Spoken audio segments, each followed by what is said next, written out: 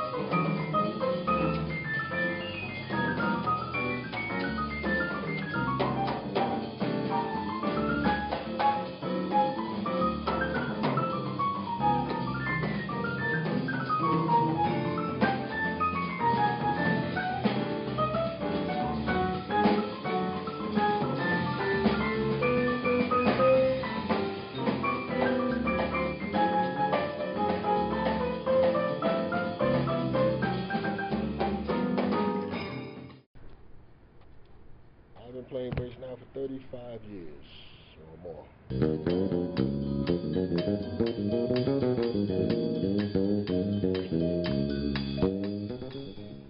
Bass is, the foundation of the music. If he goes left and there's a certain chord change, as long as it fits within the harmony structure, but if the bass moves, it could be a whole other harmony to the music or the chord, the harmony chord, Well, actually, I started in church about age 14, playing by ear. So whatever was going on, I would pick it up and play it by ear. Then I took music lessons around 16, studied, Then from there, I switched. I thought I wanted to stay with music, but then I went to high school for electronics.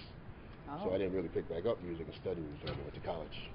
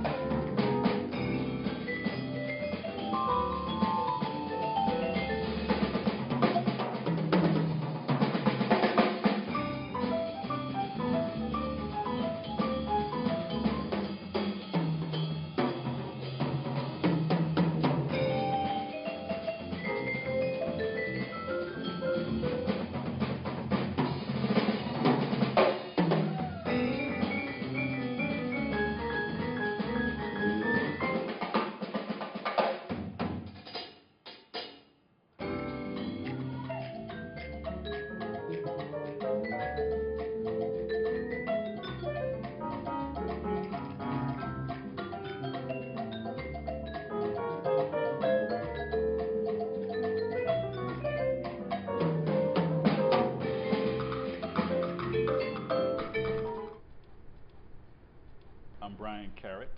I play the vibraphone. Each instrument traditionally kind of has a role. So this is the most lead-worthy type of instrument out of the four of us. The piano, bass, and drums is considered to be what they call a rhythm section, which provides the foundation, harmonic, rhythmic, and all of that. And then the vibes is, in that context, is often more like a lead instrument, playing melodies and what have you. In my case, my style of playing with the four mallets, I'm prepared to play chords, and sometimes I function in place of a piano or a guitar, where I play chords and there's no piano. I'll be playing actually a gig tonight where I'm the chord person, more or less. So that's my role in that situation. And but I think the vibraphone in general provides a tonality that's sort of unique in terms of the fact that even though in its basic way it's a cold instrument in a way, like you don't blow on it, you don't really touch it even with your own fingers like a piano or a horn or something, but you can produce a pretty sound, and then it can become very percussive. So it has a wide range.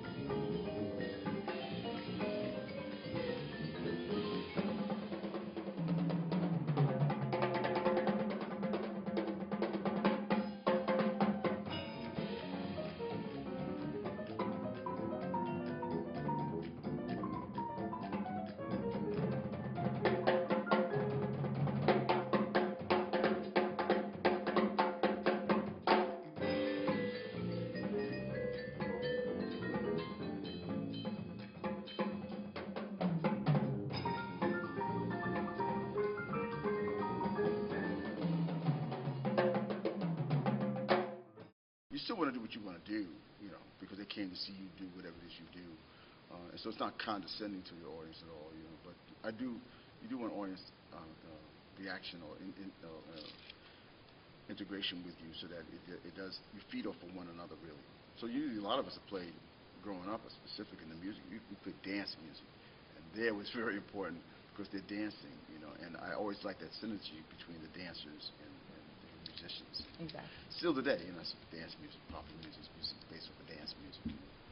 But I think most other art forms, jazz and classical, does take you in other realms that some jazz and, not jazz, but some classical and rock musicians want to go in that direction at some points in their career, because you want to be able to legitimize what you do and realize that it's really a health thing too. You know, it's something that's part of our human nature, actually, not to be always bombarded with the same thing, the same decimal, the same height, you know, it's constantly being bombarded. Some things need to be a little flexible and push and pull and whatnot. And creative music does that, you know. Creative music makes you want to think. Whereas some music you can't think because it's like it's so overwhelming. You can't think about anything else because it's always boom, boom, boom, boom, boom, you know. But sometimes with a lot of creative music, you know, the ear tends to like, oh, what's that? Oh, I like that, you know, because you go around in different parts of your thinking process, I guess, for lack of a better word.